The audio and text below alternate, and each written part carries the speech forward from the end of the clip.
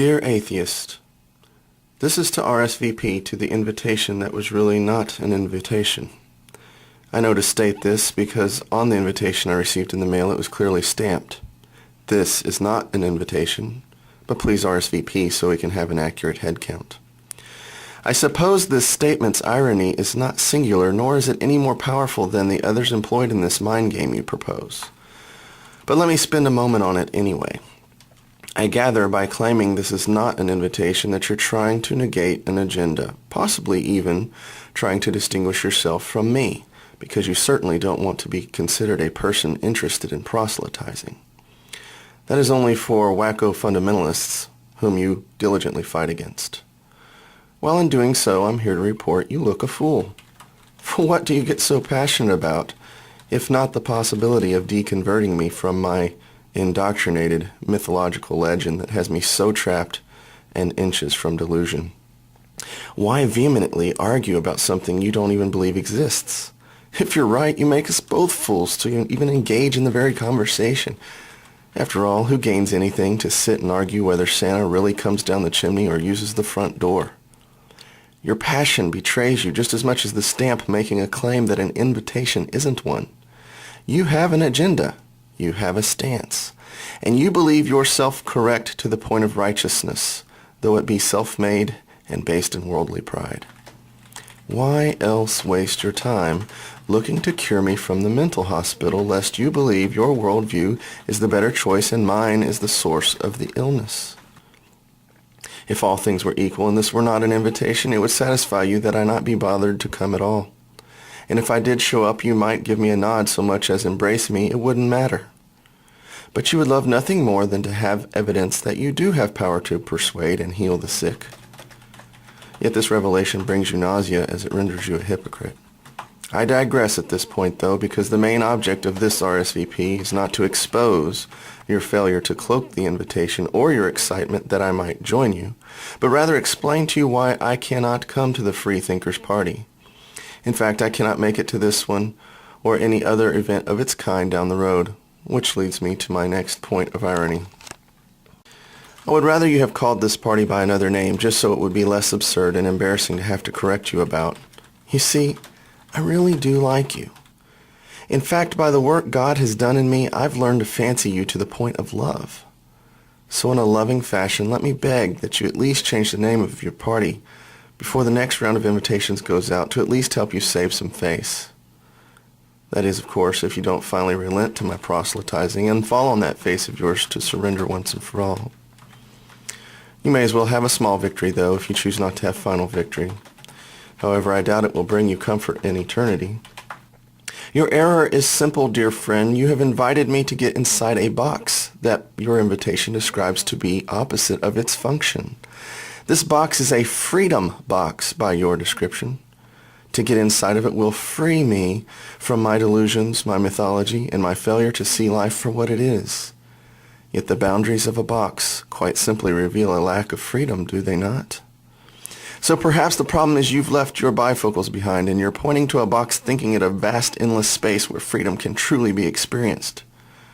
That is what I must believe, or else it's you headed to the funny farm, not me. So with this in mind, I will help you find your corrective lenses, or at the very least, help you touch and see that this box has edges and boundaries that preclude the very claim you are making of it. How can one be free to think when some things are forbidden to think about? Right now, I sit outside your freedom container, fully able to think about all the naturalist, materialist elements contained in that box of yours. Yet I'm also free to fathom the supernatural. Sure, this might include some unicorns, fairies, and flying pasta, but I've tested those things and found them all to be bland, empty, and without full body. Yet, I could still go on dealing with them if I wanted to torture myself. On a side note, that reason above many others is why I fail to understand your lack and desire to join me out here. After all, you seem to enjoy the self-torture and fruitless pursuits. But alas, you are not free to think on these things. They simply don't fit in the box. So you've thrown out the baby with the bathwater and allowed there to be no fulfilling, tried and truly tested, fanciful thing to enter your world, though there may be many examples to speak of. I tell you all the time of the ultimate example when I speak to you about my Father in heaven. But since that is a leap of Grand Canyon-esque proportions that your box renders impossible, let me first suggest one that only requires a bit of a hop. Love cannot fully exist in your box, my friend. Oh sure, you have a word in there that describes the chemical reaction in a brain that results in hormone stimulation, leading a subject to select a mate and procreate. This word is spelled in the same way, and its observable symptoms seem to be the same. But in my world, friend, love is hardly contained by a brain, chemicals, or any human language. Love is a thing of beauty, and yet it's not a thing at all. It's the strongest of bonds and connects worlds where no logic can fathom the pairing. It brings men to their knees and wills them to bleed on battlefields. It is hardly described even by the best of Shakespeare's efforts. The limits of love and definitions only scratch at the magic, the majesty, and the truth of love. Yet I am free to love, free to understand it well beyond the chemical reaction, and therefore I am better suited to experience it and understand the layers. I am well aware, of course, that you do have love in your life, with those that receive it from and give it to you. I'm just letting the cat out of the bag and freeing you to understand its magical properties, so that you, again, might save some embarrassment. I don't think your wife will fancy the Valentine card that has the periodic table on it as an expression of your feelings towards her. So in some ways your box is not so hard-bound that it prevents love, or God for that matter, from entering in. It restricts only how you are allowed to process or think on such a thing. That, my friend, is a limitation, not a freedom. So long as you want me to get in a box and close the lid, at least do me the favor of calling it a box, lest you desire to insult my intelligence. My apologies. I probably just gave you a bit of hope that I might one day, under the right conditions, come to your box party where freedom rings in its very limited way. I have a habit of exuding hope, for it's another trait of this place where I dwell. It is so hard to operate under your rules of engagement when I am only limited by them out of consideration to hurting your feelings. So pardon my ignorance of how limited freedom works and the ways in which I may have violated the natural law you so cling to. It's not for me to ever join you, but rather for you to join us out here. Free thinking won't get you here, though. In fact, thinking is part of the boundary you've placed yourself under.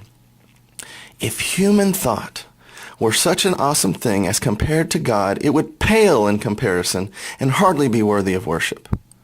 Yet this is exactly what you bow to, and yet another irony that renders you silly and foolish. For you see, thinking is another supernatural element that can enter your box, but you are only allowed to understand its properties much in the way you limit love to a chemical reaction. You never question why it is you have a thought to begin with. Nor do you empirically test whether the products of your brain are worth much by measure of quality control. So like a gambler on the Vegas Strip, you put all the money on black and let it ride without regard to consequences. And despite the gambler's best intentions, hopes, and dreams that his risky bet will pay off and have no dire cost to him, it often does. And the house didn't care that he was well-intended or chose in that brief moment to ignore the possibility that a penalty might have to be paid. But enough of this heavy dialogue. Think freely on it later. Give my regards and regrets to your lovely wife, Jim.